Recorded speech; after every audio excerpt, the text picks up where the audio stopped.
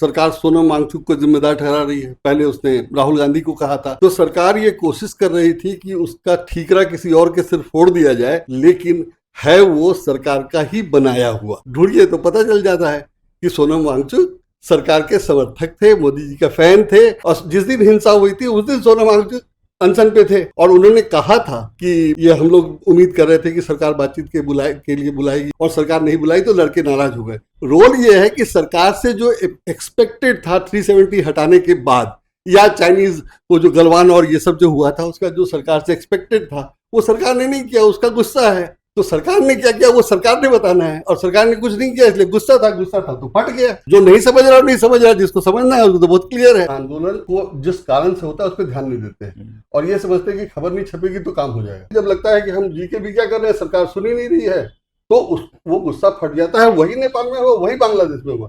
और जेनजी का जो बीजेपी जो बना रही है, सरकार जो कह रही है, वो तो उसका डर है। वहां भी कोई राहुल गांधी तो थे नहीं, वो तो अपने आप यूथ का आंदोलन था जो फट गया। सरकार तो छोड़ो, बने एमएलए एमपी से बात करना मुश्किल है बीजेपी के। तो जो कम्युनिकेशन का गैप है उसका गुस्सा है। पटना में चाहे जो अच्छाई हो जो बुराई हो, लेकिन लेह और पटना में डिफरेंस है और सरकार को हैंडल करने का तरीका अलग सोचना पड़ेगा। तो आप पॉलिटिकली या मीडिया मैनेजमेंट से क्या क्या संभाल लेंगे? हम लोग यही समझ रहे थे कि 11 साल से संभाल रहे हैं, लेकिन अब पता चला कि वोट चोरी है। यानी आप मान रहे हैं कि वोट चोरी तो हो रही है 101%, उसमें तो कोई डाउट ही नहीं है। हाँ। तो वोट चोरी का भी गुस्सा एड ऑन हो गया। तो 2014 में आने के बाद 2019 में डिवाइड करने के बाद आप क्या कर रहे थे? और जो गुस्सा है वो तो 2019 के बाद का है ना, नहीं तो पहले फटा होता। जब लोगों को कुछ समझ में नहीं आएगा तो लगेगा कि सब सरकार के कारण हो रहा है। अब इंडिया इतना बड़ा देश है कि पूरे देश में एक साथ तो होगा नहीं, और ले में होगा तो दिल्ली में फर्क नहीं पड़ेगा। मीडिया कंट्रोल में है तो वो सब बातें आएंगी नहीं। लोगों को ये लगने लगेगा कि सरकार नहीं सुधरने वाली है या सरकार ऐसी ही है, ऐसे ही रहेगी। और जब लोगों को लगेगा कि हम तो भाई परेशान हैं, अगर आप बीजेपी में हो तो ठीक है सब कुछ, तो फिर भी कुछ भी अलाउड है। और जैसे ही आपने कुछ खिलाफ बोला वैसे ही आप टेररिस्ट हो जाओगे। तो मोदी जी आए थे सत्ता में हिंदुओं का भला करने, तो मुसलमानों को तुमको देखना ही नहीं था। हाँ। इशू ही नहीं था कि बीजेपी ये चाहती है कि वो जिसपे कंप्लेन करे किसी भी सोशल मीडिया प्लेटफॉर्म को, यूट्यूब हो या उसको तो हटा दिया जाए या बंद कर दिया जाए, हटा ही दिया जाता है। लेकिन वो एफआईआर नहीं करती। एकमात्र डिफेंस है इनका, किसी भी चीज को जिहाद से जोड़ दो। यहाँ कहते हैं किताबें करती हैं बातें, लेकिन आज हम किनसे बात करने आए हैं इसी को बताते हैं हमारे विक्रांत साहब। वरिष्ठ पत्रकार संजय जी के पास आज हम लोग पहुंचे हैं। तमाम अखबारों में काम कर चुके हैं, वरिष्ठ पत्रकार रहे हैं, तमाम मुद्दों पर अपनी खुलकर राय रखते हैं। तो आज हमने सोचा कि सर से मुलाकात की जाए और इस बहाने एक बातचीत भी हो जाए जो उद्वार स्वतंत्र के दर्शकों तक पहुंचे। तो सर, जो आज भी शुरुआत हम ले से करते हैं कि जो छात्र इतने चल रहा है, प्रदर्शन चल रहा है, तो इसके पीछे क्या कारण आप समझ रहे हैं? ये मैंने अब तो सरकार सोनम वांगचुक को जिम्मेदार ठहरा रही है। पहले उसने राहुल गांधी को कहा था और एक व्यक्ति का फोटो दिखाया जा रहा है कि ये राहुल गांधी के समर्थक हैं या वो कोई वो वार्ड प्रमुख या पता नहीं क्या है, कुछ है वो बताया जा रहा है। लेकिन उसका भी फैक्ट चेक आ गया है कि वो फोटो किसी और का है, उसका नहीं है, गलत। तो सरकार ने, हाँ मतलब वो गलत फोटो है। तो सरकार ये कोशिश कर रही थी कि उसका ठीकरा किसी और के सिर फोड़ दिया जाए, लेकिन है वो सरकार का ही बनाया हुआ। और अब सरकार ने एफसीआरए लाइसेंस उनका कैंसिल कर दिया है, आज अखबारों में खबर छपी है। लेकिन एफसीआरए तो सरकार ने 20,000 लोगों से ज्यादा क्या कैंसिल किया है। उसमें मदर टेरेसा का एनजीओ भी है, सीपीआर भी है। और तब जब ये सीपीआर का लाइसेंस कैंसिल किया था, सेंटर फॉर पॉलिसी रिसर्च, उसका जब लाइसेंस कैंसिल किया गया था तो अखबारों में खबर छपी थी मणिशंकर अय्यर की बेटी के एनजीओ का लाइसेंस रद्द हुआ।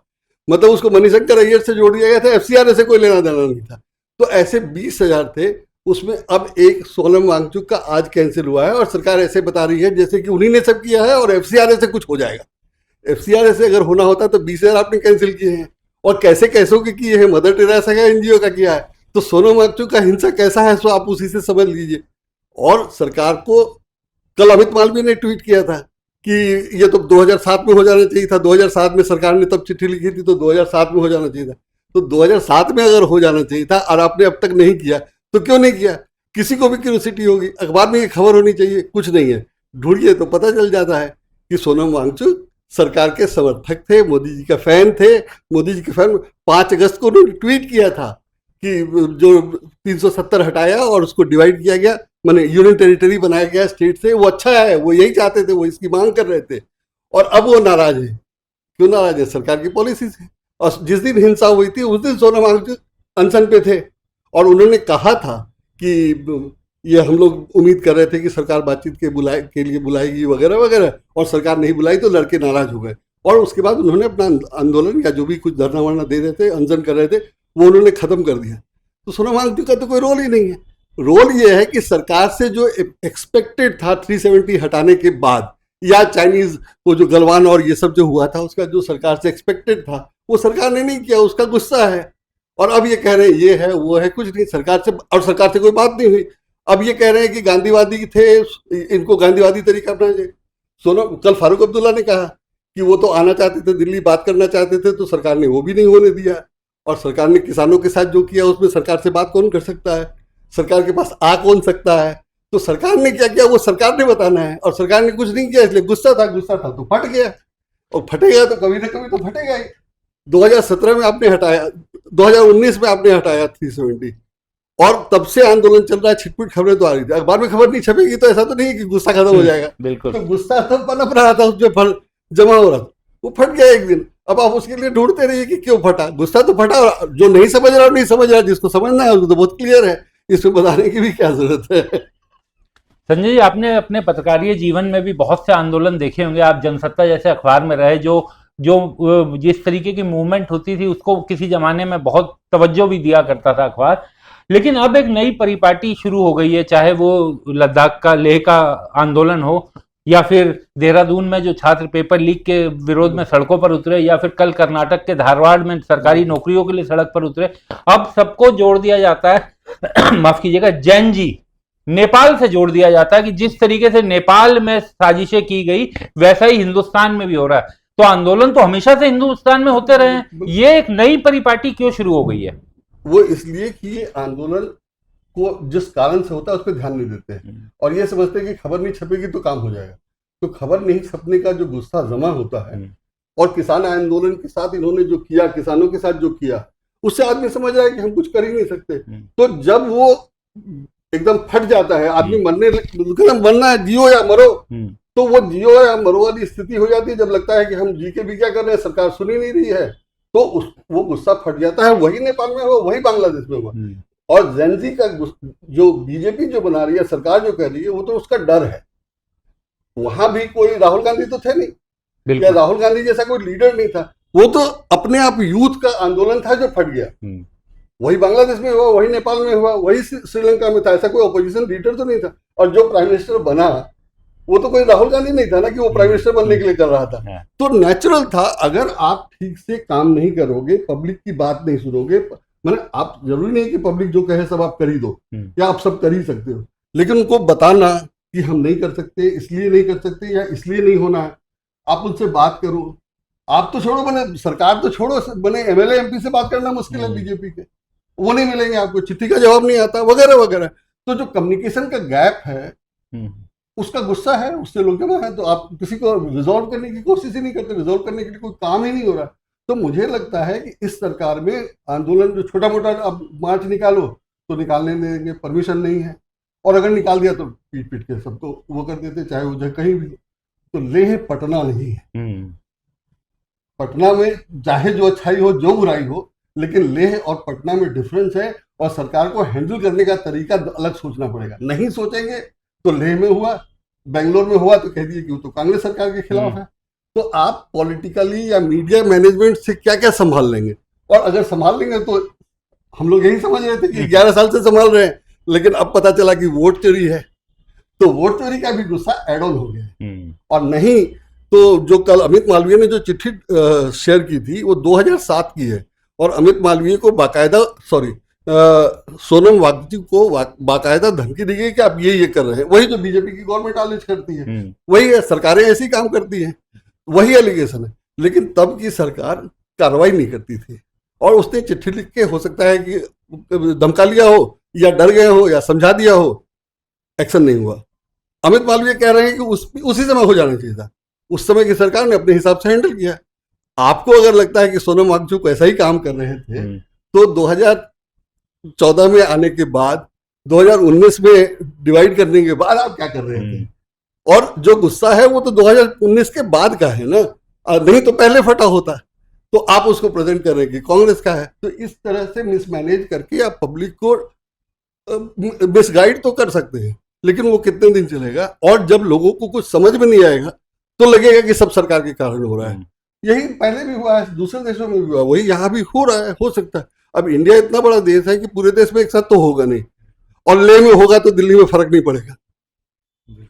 तो वही हो रहा है, लेकिन वो कितने दिन तक कंट्रोल होगा और कितने दिन तक लोग नहीं समझेंगे या सरकार नहीं समझेगी। मैं आज भी मैंने कोई मतलब नहीं था कि सोनम वांगचुक का FCRA लाइसेंस अब रद्द किया जाता। मैंने मुझे लगता है कि वो एक इशू है, उस पर खबर होनी चाहिए, उस पर चर्चा होनी चाहिए। मीडिया नहीं करेगा, और उसी से प्रूव हो जाता है कि सरकार को ना कुछ काम करना आता है, ना सरकार की नीयत सही है, वगैरह वगैरह सब कुछ। लेकिन मीडिया कंट्रोल में है तो वो सब बातें आएंगी नहीं, और आएंगी नहीं तो सरकार ऐसी की चलती रहेगी। तो जब लोगों को ये लगने लगेगा कि सरकार नहीं सुधरने वाली है या सरकार ऐसी ही है, ऐसे ही रहेगी, और जब लोगों को लगेगा कि हम तो भाई परेशान हैं, तो वो किसी ना किसी दिन गुस्सा फूटेगा। वो 1 साल में फूटेगा, 5 साल में फूटेगा, 10 साल में फूटेगा, 50 साल में फूटेगा, फूटेगा। जैसे स्वतंत्रता आंदोलन में अंग्रेज भी तो चला ही रहते, लेकिन कभी ना कभी गुस्सा हुआ, ऑर्गेनाइज हुआ। तो यहाँ आप ऑर्गेनाइज नहीं करने दे रहे, आप समझ रहे हैं हम ऑर्गेनाइज नहीं करने दे रहे हैं, लेकिन जिसका गुस्सा है वो तो भाषा तो उनकी एक हो जाती है, गुस्सा एक है, तो वो एक साथ कभी भी निकल सकता है। यही हो रहा है। तो सर ऐसे समझें जैसे लोग कहते हैं कि बीजेपी में आओगे तो वॉशिंग मशीन में धुल जाता है जो भी आएगा, और जब निकलता है तो उसका फिर सोनम जी वाला। बिल्कुल बिल्कुल, मैंने अगर आप बीजेपी में हो तो ठीक है सब कुछ, तो फिर भी कुछ भी अलाउड है, और जैसे ही आपने कुछ खिलाफ बोला वैसे ही आप टेररिस्ट हो जाओगे, चाहे वो किसान आंदोलन हो चाहे सरदार हो। वैसे तो सब मैंने 1984 तो मोदी जी का बहुत इंपॉर्टेंट इशू है, और 1984 तो खत्म हो जाना चाहिए। मनमोहन सिंह के प्राइम मिनिस्टर बनने के बाद ये तमाम सारी बातें हैं, लेकिन वो 1984 जिंदा है, और जिंदा ये जब चाहते हैं कर लेते हैं, और जब किसान आ गए तो टेररिस्ट है। तो अब ये पब्लिक को समझने की चीज है, और ये समझ रहे हैं कि कोई समझ नहीं रहा है, जो समझ रहा है वो बोल नहीं रहा है, बोल नहीं पा रहा है, या कुछ कर नहीं रहा है। तो जब सब लोग समझने लगेंगे तो फिर क्या करेंगे, यही होगा, मुझे तो ऐसे ही लगता है। संजय जी, आपने बार बार अपने अभी तक की बातचीत में मीडिया की भूमिका के बारे में बात की कि मीडिया नहीं दिखाएगा तो ऐसा नहीं है कि लोगों को पता नहीं चलेगा, देर सवेर हो सकती है। हम आप सब इसी मीडिया के हिस्से हैं, तो सालों हम लोगों ने इसमें काम किया। क्या कारण आप समझते हैं कि अब मीडिया की भूमिका इस कदर हो गई है कि वो जनता की जगह सरकार का वर्जन दिखाने लगी है, और जनता क्या चाहती है या जनता क्या बोल रही है, जनता की क्या आकांक्षाएं अपेक्षाएं हैं, उसकी तरफ अब मीडिया का ध्यान नहीं जा रहा, खास तौर से मेन स्ट्रीम मीडिया का, जिस कारण अब सोशल मीडिया उसको रिप्लेस करता जा रहा। नहीं, असली मकसद मीडिया में, मीडिया वालों का, मीडिया में नौकरी करना, सबका पैसा कमाना और अपना फायदा देखना। बहुत कम लोग होते हैं जो पब्लिक इंटरेस्ट की सोचते हैं या पब्लिक के बारे में। तो मोदी जी आए थे सत्ता में हिंदुओं का भला करने, तो मुसलमानों को तुमको देखना ही नहीं था, इशू ही नहीं था, तो हिंदुओं का वो भला कर रहे हैं, और हिंदू खुश हैं। तो अगर ऐसे हम देखें तो सब लोग अपने अपने इंतजाम में, अपने अपनी खुशी में हैं, और कहने की जरूरत नहीं है कि किसको कॉन्ट्रैक्ट मिल रहा है, कौन रोड बना रहा है, कौन कैटरिंग चला रहा है। बहुत पहले 2014 में जब मोदी जी की सरकार बनी थी तो कोई एक प्रेस कॉन्फ्रेंस हुई थी, और उसके लिए समोसा चाय का, शाम की हाई टी का जो इंतजाम होता है, उसका कॉन्ट्रैक्ट भी एक गुजराती को दिया गया था, तभी खबर छपी थी, मुझे याद है। तो तब से ये है कि आप सिलेक्टेड लोगों को फायदा पहुंचाएंगे, तो ये सिलेक्टेड लोगों को जो फायदा मिल रहा है इसके कारण वो बोल नहीं रहे हैं। डराना दबाना अलग है। माने मोदी जी का ये बहुत अच्छा है, पहले चारा फेंक दो, चारा से टक गया ठीक है, नहीं तो फिर उसको जाल फेंक दो उसके ऊपर। तो वो दोनों करके सबको कंट्रोल किए हैं, और मीडिया उनका टारगेट था। उन्होंने कहा भी था कि गुजरात में मैंने गलती ये की या कुछ इसी तरह का, कि मीडिया को मैंने कंट्रोल नहीं किया। इन्होंने 2014 में सत्ता संभालने के बाद से ये किया कि मीडिया को लगातार कमजोर कर रहे हैं, लगातार कमजोर कर रहे हैं, और मीडिया ऑबलाइज कर रहा है। जो नहीं कर सकता था वो लोग बाहर हैं, अलग अलग तरह से हैं, जो अपना अपना काम कर रहे हैं, लेकिन उनको परेशान करने का उपाय कोई कम नहीं हुआ है, उनको भी परेशान करने। अभी कल परसों खबर छपी थी कि कर्नाटक हाईकोर्ट ने ऑर्डर किया कि देश का कानून तो मानना पड़ेगा, और उसके साथ था ये कि सोशल मीडिया को कंट्रोल करने के लिए नियमन जरूरी है, कुछ इसी तरह की बात। किसको नहीं पता है कि कानून मानना पड़ेगा, और कर्नाटक हाईकोर्ट ने ऑर्डर करा, ठीक है, उस पर्टिकुलर केस में ऑर्डर किया होगा, लेकिन ये पहले पेज की टॉप बॉक्स कैसे हो सकती हाँ, है, क्यों होगी, हाँ, क्यों होगी? हाँ। तो ये तो खबर ही नहीं है ना कि कानून मानना पड़ेगा, कानून तो मानना ही है, बच्चा बच्चा जानता है। तो उसका जो सेकंड पार्ट था हेडलाइन का, वो ये था कि सोशल मीडिया को, ये बीजेपी गवर्नमेंट का एजेंडा है कि सोशल मीडिया को कैसे कंट्रोल कर सकते हैं। जो कोशिश कर रहे हैं, जो बनाया उन्होंने, जो नियम वो चाहते हैं, सब कुछ यही कि सोशल मीडिया को किसी तरह कंट्रोल कर लो। अभी क्या पोजीशन है, मोटा मोटी यही है ना कि बीजेपी ये चाहती है कि वो जिसपे कंप्लेन करे किसी भी सोशल मीडिया प्लेटफॉर्म को, यूट्यूब हो या, उसको तो हटा दिया जाए या बंद कर दिया जाए, हटा ही दिया जाता है, लेकिन वो एफआईआर नहीं करती। अगर हमने कुछ गलत किया है हमारे वीडियो में या हमारे इंटरव्यू में कुछ गलत है तो आप एफआईआर करो, मानहानि का दावा होता ही है। यूट्यूब वाले में मानहानि का दावा नहीं होता है, उसको डाउन करवा दिया जाता है। और ये अडानी के केस में हुआ, तमाम मामले में होता है। तो आप काम ऐसे कर रहे हैं कि यूट्यूब भी आपका कंट्रोल हो जाए, उसमें आपका टारगेट है कि हम कानून भी वैसा बना लें, और मीडिया उसको प्रचारित कर रहा है, जो कर्नाटक के हाईकोर्ट के आर्डर में किया, और ऐसी तमाम खबरें होती है। तो आपको ऐसा कानून क्यों चाहिए? अगर कोई गलत कर रहा है तो एक्शन लीजिए, कोई दिक्कत नहीं है, जैसे अखबारों में चल रहा था वैसे यूट्यूब में भी। तो आप एक्शन नहीं लेते हैं, आप कहते हैं इसको हटा दो, इसको बैन कर दो, इसको ये कर दो, और वो करना पड़ रहा है उनको क्योंकि आप गवर्नमेंट में हैं।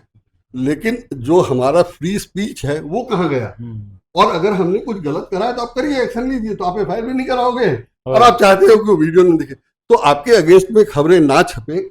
और जब ये स्थिति है, सब लोग देखने लगेंगे, सब लोग समझने लगेंगे, तो क्या होगा? किसी न किसी दिन किसी न किसी का गुस्सा फूटेगा। सर, ये आपने कहा कि सब लोग समझने लगेंगे। अगर हम लोग अभी मुख्यमंत्री उत्तराखंड के बोले तो वो नकल जिहाद और चीटिंग जिहाद लेकर आ गए। एकमात्र डिफेंस है इनका, किसी भी चीज को जिहाद से जोड़ दो। मतलब अगर अभी कल परसों ही हुआ ना कि एक कोई लड़का था जिसने, मैंने सोशल मीडिया पे पढ़ा, पता मुझे ध्यान नहीं कहाँ पढ़ा, इतना ज्यादा पढ़ता हूँ कि कंफ्यूज हो जाता है।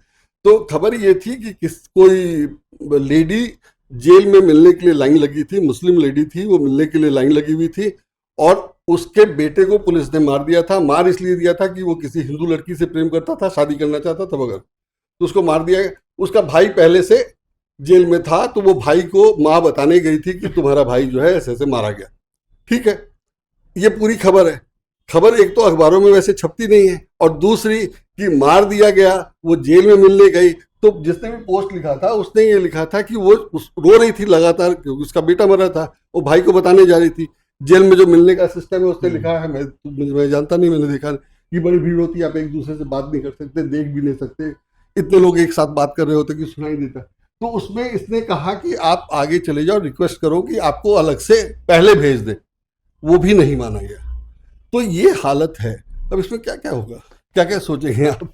संजय जी, आप क्योंकि अभी हम मीडिया की बात कर रहे थे, आप भी लंबे समय तक इसी मीडिया के हिस्से रहे, मेन स्ट्रीम मीडिया के, तो ये जो बदलाव हुआ इसका कारण क्या नजर आता है? कि केवल देखिए, मुझे ऐसा लगता है कि ये सिर्फ सरकार के डर या सरकार के कहने के अनुसार नहीं हो सकता, कहीं ना कहीं, क्योंकि बहुत लोगों से हम जब बात करते हैं तो उनका ये मानना है कि जो मीडिया में टॉप पोजीशंस पे जो लोग हैं, जो कंट्रोल कर रहे हैं, काम तो एक दफ्तर में अगर 100 आदमी कर रहे हैं, कंट्रोल तो 4 या 5 लोग ही करते हैं टॉप के। तो वो जो टॉप के लोग हैं वो सब एक खास विचारधारा के लोग थे, और जिसका परिणाम अब देखने को मिल रहा है, क्योंकि किसी दूसरी विचारधारा के लोग उस तरीके से टॉप पोजीशन पर नहीं आ पाए। मैं हमेशा से कहता हूँ कि प्लांट किए गए थे ये लोग, और वो सब हमारे समय प्लांट किए गए थे, 90 के समय। मैं अपने साथ के लोगों का नाम गिना सकता हूँ, जरूरत नहीं है, गिनाना नहीं चाहिए, और वो लोग समझ रहे हैं। हाँ। वो लोग समझ जाएंगे वैसे कि मैं किन की बात कर रहा हूँ। उनका आपका काम देख लीजिए, और वो तब प्लांट कर दिए गए थे। माने उस समय बहुत कम लोग ऐसे थे जो टेस्ट दे के आए थे और टेस्ट दे के सिलेक्ट होते थे। माने जनसत्ता में टेस्ट दे के लोग आए थे, टेस्ट दे के सिलेक्ट हुए थे, मैं टेस्ट दे के आया था। लेकिन जनसत्ता में बहुत सारे लोग थे जो अब जो काम कर रहे हैं उससे बहुत क्लियर है। तो उस समय वो लोग जनसत्ता में कैसे आए? और आए ही नहीं, जब जनसत्ता छोड़ के चले गए तो वापस भी आ गए। तो मैंने, और अब तो सबको पता है कि मैंने रामनाथ गोविंद का भी बीजेपी लीनिंग है। तो मुझे लगता है या दिखाई देता है कि उन लोगों को प्रोटेक्ट किया गया या उन लोगों को रखा गया, और इस तरह से तमाम लोग प्लांट किए गए। अब तो मतलब नाम लेके गिनाया जा सकता है कि कौन, जो वंशवाद बता रहे हैं सब वंशवाद कौन कौन लोग प्लांट किए गए मीडिया में, आप नाम लेकर के बता सकते हैं, और दिखाई दे रहा है। तो मीडिया में बाकायदा बीजेपी के लोगों को प्लांट किया गया, और वो अब अभी भी वही काम कर रहे हैं।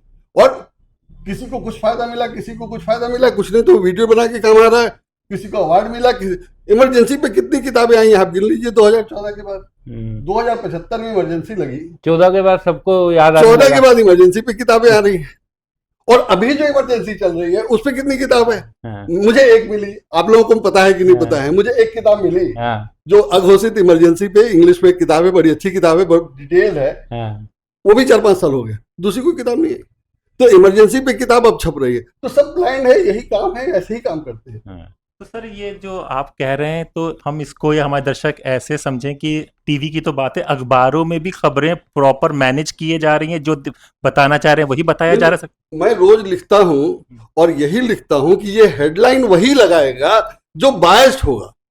इंडिपेंडेंट जर्नलिज्म के, जैसे मैंने अभी एक एग्जांपल दिया कर्नाटक हाईकोर्ट वाला, तो आपके दिमाग में जब ये है कि ये बहुत बड़ी बात है, देखो अभी लोग कह रहे थे कि ऐसा नहीं होना चाहिए, ऐसा हो गया, तो आप उसको लगाएंगे। अदरवाइज नॉर्मल कॉमन सेंस तो कहता है कि इसमें क्या खबर है भाई, पहले पेज पे क्यों जाएगी, मतलब खबर ही क्यों है, कोर्ट का ऑर्डर है, खबर का है। कोर्ट का हर ऑर्डर खबर नहीं होता है, तो आप कोर्ट के किस ऑर्डर को खबर बनाएंगे, ये तो आपकी प्रायोरिटी, आपके सोचने समझने का तरीका है। तो आपने उसको खबर बनाया जो आपके मेंटालिटी को, टेम्परामेंट को सूट करता। और यही चीज फर्स्ट पेज पे छापने में, हेडलाइन देने में, प्लेसमेंट में होता है। हम लोग जनसत्ता में जब काम करते थे तो हर आदमी का अखबार वो अलग होता था, पेज बनाया हुआ, एडिशन निकालते थे, 3-4 एडिशन निकालते थे, हम लोग देख के बता देते थे किसने निकाला है, क्योंकि सबका टेम्परामेंट अलग होता है। अब आप देख लीजिए हेडलाइन सब एक स्कूल से आता है या एक जगह से गाइड होता है, तो मैं रोज यही लिखता हूँ कि ये हेडलाइन ऐसे गड़बड़ है, ये हेडलाइन ऐसा क्यों नहीं है, ऐसा होना चाहिए था। ये मैं रोज देखता हूँ, पढ़ता हूँ बारीकी से, और चूंकि पढ़ता लिखता हूँ तो मुझे लगता है कि बारीकी से तो मैं लिख भी देता हूँ। रोज ये देखता हूँ बहुत गंभीरता से कि हेडलाइंस, खबर का प्लेसमेंट, खबर लिखने का तरीका। जैसे कल मैंने लिखा था, पटना में सदाकत आश्रम में कांग्रेस का वो चल रहा है, अधिवेशन, उसमें वोट चोरी पे भी बात हुई, प्रस्ताव पास हुए 2। आप खबर क्या लिख रहे हो? खबर तो ये लिखोगे ना कि यहाँ अधिवेशन चल रहा था, उसमें 2 प्रस्ताव पास हुए, प्रस्ताव में एक वोट चोरी पे है, दूसरा क्या है, जो भी खबर, ये सब कुछ नहीं है। सदाकत आश्रम में ये भी हो, वो भी नहीं, कुछ बहुत रूटीन कोर्स में बहुत साधारण सी खबर की पटना में हो, और ज्यादातर वो भी पहले पेज पे नहीं थी, बहुत सारे अखबारों में पहले पेज पे नहीं थी, जबकि बहुत बड़ा, जबकि आजादी के बाद पहली बार कांग्रेस ने अपना सदाकत आश्रम में किया है, बहुत बड़ा इवेंट था। मतलब सोना मांगचुक का वो कैंसिल हो गया, वो 8 कॉलम में अमर उजाला में छपी है, और बिहार में इसका वो हुआ, वो खबर अमर उजाला में पहले पेज पे तो नहीं थी। तो ये हालत है, और ये दिखाई देता है बिल्कुल, और सबका दिखाई देता है। मतलब मैं अमर उजाला को बाय एंड लार्ज काफी ठीक ठाक मानता था, इसलिए मैं फॉलो करता था। जागरण की तो बात ही अलग है, मैं जागरण नहीं देखता, तो जागरण की तो बात ही अलग है। और दैनिक भास्कर से उम्मीद की जाती थी कि वो प्रोफेशनलिज्म है, प्रोफेशनल है, तो उसको जो परेशान किया गया वो सबको पता है। तो मैं अमर उजाला को इसीलिए एग्जाम्पल की तरह रोज देखता हूं और रोज बताता हूं कि अमर उजाला में ये गड़बड़ है, और रोज होता है। तो ये बायस लोगों को रखा गया है। कल परसों मैंने कहा था कि लिखा था कि जो स्थितियां हैं और जैसे लोग रख लिए गए हैं, मैंने, मुझे नहीं लगता कि हर खबर में आके संपादक बोलेगा कि इसको ऐसे नहीं ऐसे बना दो, बिल्कुल ऐसे बना दो। और अगर रोज बोलेगा तो आप क्या नौकरी करो, छोड़ो, घर जाओ। मैंने जब ज्वाइन किया था तो मुझे एक दिन, मैं सिटी पेज पे बहुत कम रहा और मैं शौक से ट्रांसलेशन करता था, तो मेन डेस्क पे मैंने ज्यादातर मेन डेस्क पे ही काम किया है और ट्रांसलेशन ही किया। एक दिन मेरी सिटी पेज पे ड्यूटी लग गई, चीफ रिपोर्टर ने कहा कि ये खबर यहाँ सिंगल लगा देना, ये टॉप लगा देना, ये लगा देना। जूनियर था, मैं नया था ही, हालांकि ठीक है, कंपैरेटिवली उस समय वो भी जूनियर थे। तो उन्होंने मुझसे कहा, जब उन्होंने सब दे दिया मुझे, तो मैंने कहा कि नहीं, मैं ये नहीं लगाऊंगा, मैं करूंगा तो ही जो मुझे करना है, और नहीं तो मैं क्लर्क नहीं हूँ। आप दे दीजिए पेस्टर को, सब पेस्टर बनाते थे, काट करके ब्रोमाइड चिपकाया था, उसको दे दीजिए, मेरी क्या जरूरत है, मुझे क्यों कंपनी सैलरी दे रही है? अगर मेरी जरूरत नहीं है और मेरा यही काम है कि आप मुझे बना के दोगे और मैं उससे वैसे चिपकवाऊंगा, तो मेरी क्या जरूरत है? वही उसी को दे दिया, चिपका देगा। और मैंने नहीं चिपकाया। अगले दिन उन्होंने शिकायत करी। रोज हमारे यहाँ इम्पैक्ट रिपोर्ट बनती थी, उसमें लिखा गया। मैंने कहा कि मुझे इम्पैक्ट रिपोर्ट के बाद पता चला मैंने नहीं करना है, तो मैंने पहले ही बोल दिया था कि नहीं करूंगा, नहीं किया। मुझे लगा कि ठीक है, मेरा काम है, वो समझेंगे, नहीं समझे, उन्होंने इम्पैक्ट रिपोर्ट में लिखा। इम्पैक्ट रिपोर्ट में लिखा तो मैंने कहा कि ठीक है, तो फिर मैं अगले दिन से रोज इम्पैक्ट रिपोर्ट में भी बनाऊंगा, मैं बताऊंगा कि मैंने ऐसा क्यों नहीं किया, या मुझे जो इंस्ट्रक्शन दिया गया था वो गलत था। भाई टेस्ट दे के मैं आया हूँ, अगर मैं इनकॉम्पिटेंट हूँ तो मुझे रखा क्यों गया, और नहीं तो मुझे डिसाइड करने दीजिए, और नहीं, अगर मुझे डिसाइड करने की जरूरत ही नहीं, मेरा वो काम ही नहीं है, तो मैं क्लर्क होने नहीं आया था कि आपका ऑर्डर मानूंगा। तो बिल्कुल बात हो। तो मैं रिपोर्टर्स मुझे खबर देते, मैं कहता था ये लेके आओ वो लेके आओ, तो रिपोर्टर मुझे खबर नहीं देते, न्यूज एडिटर को दे देते कि एडिट होकर छप जाए। अगर मुझे कोई खबर दे दे, हालांकि बाद में बहुत लोग मुझे इसीलिए खबर देते थे कि मैं एडिट करके उसको बढ़िया बना देता था, लेकिन जो प्लांटेशन वाली खबरें होती थी उसमें कहता था ये नहीं है, या ये कैसे खबर हो सकती है, या हमारे पेज की नहीं है। मतलब जो भी आसान होता था, जो भी कन्वीनियंट होता था, वो मैं आराम से कह देता कि भैया मेरे पेज की नहीं है। अगर बहुत इंपॉर्टेंट खबर है तुमको लग रही थी, जाओ पहले पेज पे दो, मेरे पेज की नहीं है, तो मैं उस वैसी खबरें नहीं छापता। तो इतना तो स्टैंड आपको लेना ही चाहिए, किसी को भी लेना चाहिए। वो अब नहीं ले रहे हैं लोग। वो इसलिए नहीं ले रहे कि नौकरी की सबको चिंता है, और नौकरी उतनी है नहीं। तब हम बेवकूफ थे कि हमें नौकरी की चिंता नहीं थी, नौकरी हमने छोड़ी दी, हमें तो जरूरत भी नहीं थी, हमने अपना ट्रांसलेशन करके काम कर लिया क्योंकि हम कर सकते थे। तो ये सब सारी बातें हैं, तो सबके साथ ये नहीं होता। और मुझे लगता है कि क्वालिटी जो अखबार में जिन लोगों को रखा जाता था या रखा गया है, अब पुराने एडिटर्स को देख लीजिए, उन लोगों ने क्या क्या किया है, या पुराने जो सब एडिटर से एडिटर प्रमोट हुए और अभी के एडिटर क्या कर रहे हैं, पता चलता है कि क्वालिटी तो दिखाई दे जाती है। हो सकता है उसका कारण हो इंडिपेंडेंस नहीं है, हो सकता है उसका कारण हो कि सैलरी कम है, एंड ऑल दैट, जो कुछ भी हो सकता है, लेकिन काम करने का कंडीशन नहीं है। और मुझे तो बिल्कुल नहीं लगा, इसलिए मैंने नौकरी छोड़ दी। मुझे लगा कि अगर काम करके पैसे ही कमाने हैं तो मैं ट्रांसलेशन करके ज्यादा कमा रहा था, और उतने टाइम अगर मैं अपना काम करता तो बहुत ज्यादा पैसे मिल रहे थे, और अगर नहीं काम उतना होता, बाद में ये हो गया कि मैं 2 घंटे काम करके मेरा काम चल जाता था, तो मुझे 6 घंटे के ऑफिस में जाने के 6 घंटे की नौकरी और आने जाने का सारा टाइम बच रहा था, 2 घंटे में मेरा काम चल गया। तो मैंने तमाम दूसरे काम किए, 3 किताबें लिख दी। तो लेकिन ये अब सब लोग नहीं कर सकते, क्योंकि क्वालिटी वाली नहीं है जिनको नौकरी की या सैलरी की जरूरत नहीं है। जैसे मैंने कह दिया कि मैं तो ऐसे ही लगाऊंगा जो मुझे लगाना, जो खबर जहां लगानी है वो हर आदमी नहीं कह सकता। तो उसका नतीजा यही होना था कि आपको दूसरी जगह लगा दिया जाता, या आपने एक सीनियर से झगड़ा कर लिया, तो वो सीनियर ने मुझे एक अगले बढ़िया ट्रिप में भेजा, स्पॉन्सर ट्रिप में, इसीलिए कि उनको लगा कि ये नाराज है और ये बात सुन नहीं रहा है, तो उन्होंने मुझे खुश करने के लिए वो ट्रिप पे भेजा, और उसके बाद मेरी दोस्ती ठीक हो गई। लेकिन मुझे लगता है कि बाय एंड लार्ज वो बहुत भले आदमी थे, अभी भी मेरे उनसे बड़े अच्छे संबंध है, सब कुछ है, और वो मुझे अभी भी बहुत अच्छा प्यार सम्मान देते हैं, क्योंकि उन्हें पता चला कि हाँ ये आदमी तो ठीक है, क्योंकि मैं ठीक है। लेकिन अब इसको अप्रिशिएट करने वाले भी लोग नहीं है। अब इसको आप लोग कहते हैं कि इसने मेरी बात नहीं मानी, तो चलो इससे तो बात ही नहीं रखना, उससे संबंध नहीं, तमाम लोगों से संबंध नहीं है, इसीलिए तो वो अपनी जगह है, तो ऐसे चलता है। सर ये तो आपने अखबार का बताया, आप टीवी भी देखते होंगे, तो टीवी के डिबेट को देखकर क्या लगता है कि वहां पर क्या? टीवी मैंने बहुत दिन से चलना छोड़ दिया, टीवी यहाँ लगा हुआ जरूर है, मैं बजट जैसे चीज देखता हूँ, पार्लियामेंट सेशन लगा होता है तो क्यों देखना छोड़ दिया? टीवी में कुछ होता ही नहीं देखने लगे। मैंने टीवी में जिसको बुलाया जाता है, जिसको लड़ाया जाता है, जो लड़ते हैं, वो सब देख करके मैंने जो सवाल पूछे जाते हैं उसमें सबसे लगता है कि वो बने उनका पर्पस वो नहीं है जो वो दिखा रहे हैं या दिख रहा है, उनका पर्पस पैसा कमाना और टीआरपी लेना है। बहुत साल हो गए टीवी देखना छोड़े हुए। सर आपका बचत उत्सव कैसे मन रहा है? बचत उत्सव तो मुझे पता ही नहीं चला कि कितना कम हुआ। मैंने आम घरों में मैं अगर कहूँ कि नहीं upper middle class, new middle class जो मोदी जी ने कहा है, तो मैं उसमें कहूँगा ही। तो मुझे तो ऐसा कुछ कोई खरीदारी करनी नहीं होती है जिससे पता चला। मैंने खबर जरूर पढ़ी थी कि रेल नीर 15 रुपए से 14 रुपए का। वो टीवी चैनलों ने बड़ी बड़ी खबर भी चलाई थी, आपको होगा नहीं है। 1 रुपए में क्या फर्क पड़ता है? रेलवे में आप जाइए तो वो 15 की जो थी वो 20 की मिलती थी, क्योंकि 5 रुपए खुले नहीं देते थे, तो 6 रुपए खुले नहीं देंगे वो। तो मेरे काम का तो यही था कि रेल नीर 15 की जगह 14 का हो गया। दूध का खबर छपी की कम नहीं हुआ है, और दूध वाला मुझसे उतने पैसे ले रहा है, उतना ही पैसा है। अखबार में खबर छपी, या मैंने ये था कि व्हाट्सएप पे शिकायत करिए इस नंबर के कंपनी के। अब 2 रुपए के लिए मैंने अव्वल तो 2 रुपए दूध पे कम ही नहीं हुआ है, जो हमारी जरूरत नहीं हुआ कम, जो हमारी जरूरत की चीज उसमें तो हुआ नहीं। और कोल्ड ड्रिंक्स अगर हुआ हो तो वो तो वैसे लग्जरी है, कौन पीता है, कितने लोग पीते हैं। जो टारगेट ऑडियंस है, जो गरीब जिसके लिए कहा जा रहा है बचत करना, कार पे बहुत बड़ी बचत हुई, ठीक है हुई होगी, लेकिन कार मुझे खरीदनी नहीं है। तो कार जब खरीदनी होगी तो जैसे मैं 10 लाख जुटाऊंगा वैसे 10 लाख 15,000 जुटा लूंगा, उसमें क्या फर्क पड़ता है?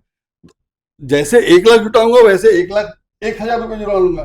तो इससे कोई बचत तो होनी नहीं है। और वो जो कह रहे हैं कि बचत हो जाएगी, वो थ्योरेटिकली दिखाई दे रहा है, लेकिन आपने 8 साल तो मुझसे पैसे ले लिए हैं। 8 साल अब मेरी नहीं, मैं मैंने मुझसे ठीक है जो लिया सो लिया, लेकिन अगर आप उसको बड़े लोगों के ज्यादा खर्च करने वालों से देख रहे हैं तो आपने 8 साल में जितना ज्यादा पैसा लिया है वो पैसा अगर मेरे पास बचा होता, अगर बचत हो रहा है वाकई या होता है ऐसे से, उस पैसे के इंटरेस्ट से मैं अभी का ये दे देता, जो डिस्काउंट आपने किया है उससे कवर हो जाता। मोटा मोटी मतलब एग्जैक्ट नहीं होगा, एग्जैक्ट हो नहीं सकता है, लेकिन आप किस बचत की बात कर रहे हैं? जब आप 8 साल लूटते रहे तो आपने बात नहीं की। अभी अमित शाह का बयान आया था कि मोदी जी ने सबसे बड़ी बचत दी है, इतना कोई कम नहीं किया। यही तो अरविंद केजरीवाल ने किया था। शराब नीति ऐसी बनाई कि टैक्स कम हो रहा है, तब तो गवर्नमेंट का रेवेन्यू लॉस हो रहा था, अभी गवर्नमेंट का रेवेन्यू लॉस नहीं हो रहा है, और आप उसके बदौलत उसके बदले वोट मांग रहे हो, वोट लेना चाह रहे हो। तो आप गवर्नमेंट रेवेन्यू कम करके वोट मांगने जा रहे हो। जब पब्लिक ज्यादा दे रही थी, पब्लिक ने कोई विरोध नहीं किया, कोई आंदोलन नहीं किया, कोई जंजी नहीं आया, तो आप वही लेने देते। गवर्नमेंट का रेवेन्यू आप क्यों कम कर रहे हो? और लेके बांटो ना, फ्री राशन ही बांटो। तो आपने कम किया तो कहीं ना कहीं किसी न किसी को तो नुकसान होगा, फायदा मुझे नहीं नजर आ रहा है। और जो जाहिर है मुफ्त के राशन पे जी रहा है उसको भी नहीं फायदा नजर आ रहा होगा। कार खरीदने वाले को आप फायदा दे रहे हो, बता ही रहे कि हमने पब्लिक को फायदा दिया है। मोदी जी आज बिहार में 75 लाख महिलाओं के खाते में 10-10 हजार रुपए डाल रहे हैं। अरविंद केजरीवाल देता था तो वो कहते थे कि रेवड़ी नहीं, वो कहते हैं उसकी वाली तो रेवड़ी है, हमारी वाली जन कल्याण है। बिल्कुल। तो ये माने इतना ब्लंट है कि नहीं दिखने नहीं समझने का तो कोई मतलब ही नहीं है। वो सारा यही कि तुम क्या कर लोगे, सुप्रीम कोर्ट मेरे पास है, इलेक्शन कमीशन मेरे पास है, तो तुम क्या कर लोगे, वही स्थिति है। और वो बाकायदा वैसे है, माने इलेक्शन कमिश्नर का ये IIT से पढ़े हुए हैं, IAS हैं, उसके बाद आप उनको डिफेंड करने के लिए आपको इंडियन एडमिनिस्ट्रेटिव सर्विस के PR मिल जाएंगे। बीजेपी का प्रवक्ता को डिफेंड कर रहा है, आप उनको दे दो बेस्ट इंडियन इंफॉर्मेशन सर्विस का, हाँ, पूरी टीम है उनकी। IAS को लगा दो PR में, किसी जर्नलिस्ट को लगा दो जो आपको सबसे अच्छा लगता हो, आपका सबसे अच्छा प्रवक्ता हो। लेकिन आप अपने प्रोफेशनल प्रवक्ता को, जो प्रवक्ता ही है, और प्रवक्ता कैसे है, तो वो पुणे वाला की तरह जो पहले कांग्रेस में थे, इधर समाजवादी पार्टी वाला।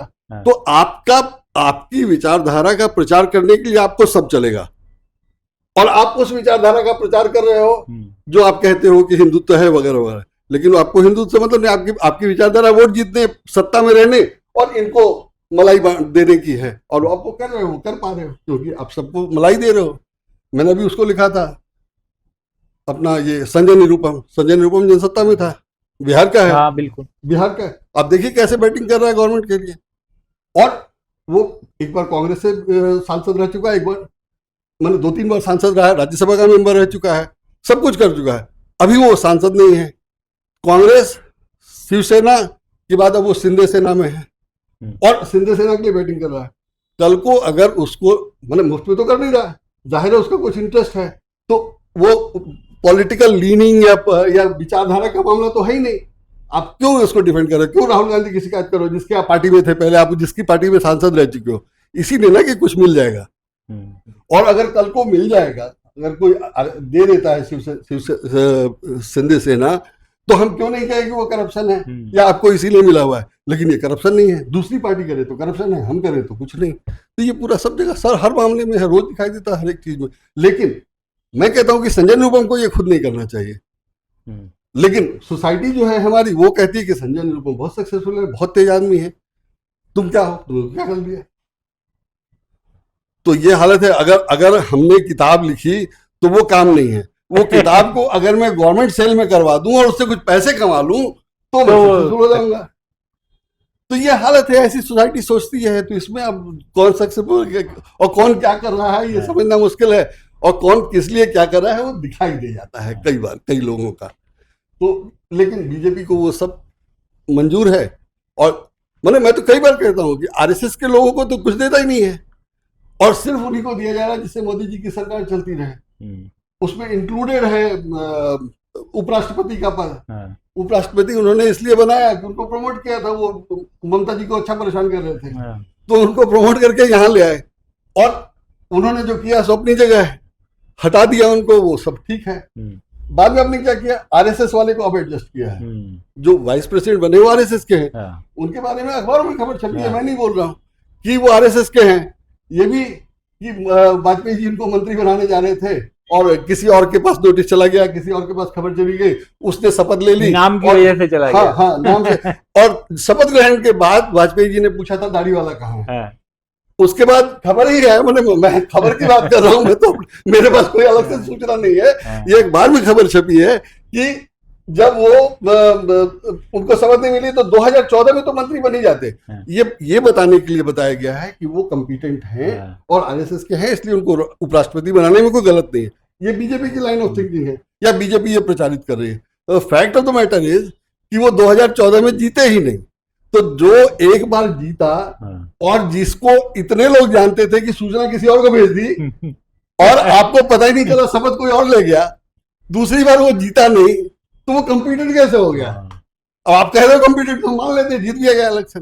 तो आप ऐसे ही लोगों को बढ़ा रहे हो, क्योंकि आपको जिससे फायदा होता है वही सब हो रहा है, और वो हर जगह हर क्षेत्र में दिखाई दे रहा है।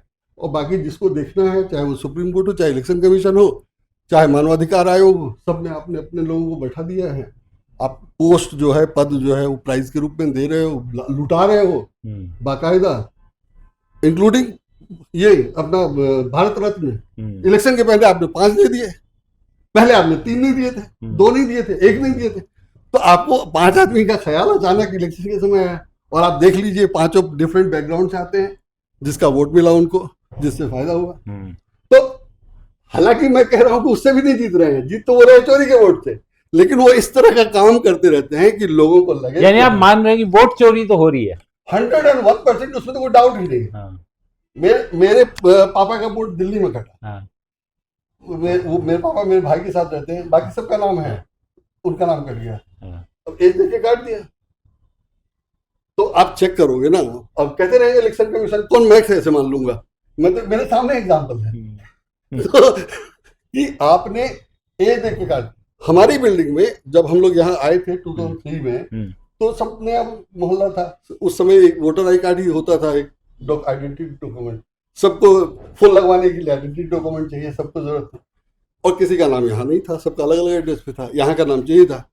मुझसे लोगों ने कहा, मैं किसी को जानता था, मैंने कहा, वो आया, सबका फोटो वोटो खींच के गया, 100-150 लोग जितने उस समय रहते थे, सबका बन गया, सबने वोट दिया, सब कुछ ठीक है। हाँ भाई, सजे बड़ा अच्छा काम कर दिया, बहुत अच्छा। मैंने भी कहा, मैंने क्या था, मैं अखबार में था, मैंने उसी समय और इतनी तो मदद करनी चाहिए। हाँ, तो अपना भी काम था, ठीक है। नेक्स्ट इलेक्शन में हम लोगों ने कुछ चेक नहीं किया, उस समय कोई ऐसा चेक भी नहीं किया था, हमारा तो नाम है, कुछ नहीं, ठीक है। वहां गए तो पता चला कि किसी का नाम नहीं, सबका हटा दिया सबका हटा दिया था। ये 2003-6-9 की बात है। 2003 में हम लोग आए थे, 6 में नाम लिखाया होगा, 9 की बात है। पूरी बिल्डिंग का हटा दिया, मैंने हल्ला मचाया। मैंने जर्नलिस्टिक वो तो है ही, दिमाग और काम, कंटेक्ट सुबह से, वो बीएलओ भागा आया, तो पता चला, मैंने जब हटा दिया, जब मैंने कंप्लेन किया तो पता चला कि बीएलओ की रिपोर्ट थी कि उसको ये फ्लैट बिल्डिंग मिली नहीं। मैंने कहा यार 11 मंजिल की बिल्डिंग कैसे नहीं मिली? ये हालत है, और ये तब से चल रहा है, 2006-9 से चल रहा है। तो वोट चोरी तो होती है। अब इलेक्शन कमिश्नर जो कहे, और मैं कैसे मान लूं कि उनको नहीं पता? हम सब लोगों के साथ इतने सारे एग्जाम्पल हैं, तो उनको कैसे एग्जाम्पल नहीं? और आप किसी भक्त से कहने जाओ तो कहेगा तो मेरा भी हुआ था। अरे तो हुआ था तो बोल क्यों नहीं रहे हो? हुआ था तो बोलो, और बोलोगे तब तो पता चलेगा कि गलत हो रहा है। तो आप कह रहे हो कि नहीं वो तो बहुत नॉर्मल है, ये नॉर्मल दिखाने के लिए कि वो तो सब करते हैं। अरे सब करते तो उसको भी रोको, तुम भी रोको, इनको भी रोको। ये थोड़ी कि सिस्टम कैसे चलेगा, उसके लिए कोई काम ही नहीं हो रहा है। सर बड़ा अच्छी बातचीत रही। एक और चलते चलते आप बता दिए, आप इतना अखबार में लिखते हैं, इंटरनेशनल खबरें, मोदी जी और ट्रंप की दोस्ती क्या दोस्ती है, ये रिश्ता क्या है, समझ में नहीं आ रहा। दोनों एक तरह के लोग हैं, मैंने birds of same feather flock together वाला मामला है। बाकी लोगों के बारे में मैं नहीं जानता, मैंने मोदी जी की सबसे दोस्ती है, सबसे वो है, लेकिन ट्रंप वाला मामला थोड़ा अलग है। और अब की बार ट्रंप से लेके और जो कुछ भी है, ट्रंप से उसने कह दिया, ये किसी को भरोसा होगा तभी तो कह देगा कि मेरे कहने से भी वो कर लिया, और इसीलिए ये नहीं बोल पा रहे हैं। तो ये भरोसा अपनी तरफ से दोस्ती बनाए रखने की या भरोसा बनाए रखने की कोशिश कर रहे हैं, वो अपना मस्त है, उसको जैसा है वैसा है। तो मैं उसको ऐसे ही देखता हूँ कि मोदी जी की ट्रंप से दोस्ती है। लेकिन अभी हाल में खबर आई थी जो H1B वीजा वाला मामला था, तो अगले दिन उसकी खबर छपी। पहले तो खबर छपी कि ऐसे है, और उस दिन ये खबर भी छपी कि बने इतना हार्श है कि लोग हवाई जहाज से उतर गए, वापस आ रहे थे छुट्टियों में, मतलब छुट्टियों का समय था, तो जो अमेरिका से वापस आ रहा था इंडिया, छुट्टी मनाने आ रहा था, वापस नहीं छुट्टी मनाने आ रहा था, वो लोग फ्लाइट पे चढ़ के उतर गए कि H1B वीजा बढ़ा दिया तो सब प्रॉब्लम हो जाएगी। ये खबर थी। अगले दिन खबर आई कि कॉन्ट्रडिक्शन होगा कि ऐसे नहीं ऐसे है, वो इनके लिए नहीं उनके लिए है वगैरह वगैरह। मैंने उसमें क्लैरिफिकेशन है। ये क्लैरिफिकेशन ट्रंप के सेक्रेटेरिएट को क्यों देने की जरूरत पड़ी? तो ऐसे ही ना जैसे मोदी जी काम करते हैं कि हमने तो कर दिया, बाद में पता चला ये तो हो ही नहीं सकता, ये लीगली वैलिड नहीं है या प्रॉब्लमेटिक है, जो कुछ भी है, तो आप अगले दिन चाहिए। नोटबंदी में भी किया, GST में भी किया, वैसे भी करते रहते हैं। वही ट्रंप भी कर रहा है। तो मुझे लगता है कि दोनों एक जैसे लोग हैं, एक जैसे काम कर रहे हैं। वो उसमें डिक्टेटरशिप वाली मेंटेलिटी भी है। भाई आपने ये कर दिया, कोर्ट ने मना कर दिया, तो आपको पावर ही नहीं है और आप करे जा रहे हो। यही मोदी जी करते हैं, यही वो करता है। तो दोनों एक जैसे हैं, इसलिए वो दोस्ती है और इसीलिए चल रही। अच्छा देखिए, झगड़ा हुआ, मैं झगड़ा हुआ मतलब कुट्टी हुई झगड़ा नहीं कहा जाएगा, कुट्टी तो चले गए शी जिनपिंग के साथ। और अखबारों ने भी खूब छपा कि क्या है अमेरिका कैसी तैसी, और मोदी जी तो शी जिनपिंग। अरे शी जिनपिंग के बारे में पहले जो कह रहे थे वो कहाँ है, वो भूल गए। और जैसे ही उधर से वो कुछ नरम हुआ, फिर ये उधर चले गए। अब शी जिनपिंग का क्या हो रहा पता नहीं, कोई खबर नहीं है। तो सर इस बार दिवाली में चाइनीज झालर का लेनी है कि नहीं लेनी? वो तो मैं हर साल पूछता हूँ कि भैया लेनी है कि नहीं लेनी। इस बार कोई दिक्कत नहीं है, इस बार ले सकते हैं। नहीं, लेकिन चाइना से जब आपका रिलेशन वो खराब हो गया था, तो आपने कितने एप्स बंद करवा दिए थे। बिल्कुल। उसमें वो टिकटॉक और एक स्कैन वाला था जो मेरा फेवरेट था, मैं दोनों बहुत यूज करता था। आज तक पता नहीं है कि वो वापस यूज कर सकते हैं कि नहीं कर सकते हैं, क्या पता है। तो ऐसे ही चल रहा है, जो मन में आया तो कर दिया। विक्रांत और कुछ? बस बढ़िया बातचीत रही और सभी मुद्दों पर बातचीत हो गई। बहुत बहुत शुक्रिया सर। तो आज हमने आपकी संजय कुमार सिंह से बात कराई। ऐसी शख्सियों से आपको स्वतंत्र मिलाता रहेगा। नमस्कार। हमारे चैनल को कृपया लाइक करें, सब्सक्राइब करें और अपने साथियों से भी जरूर करवाएं। शुक्रिया।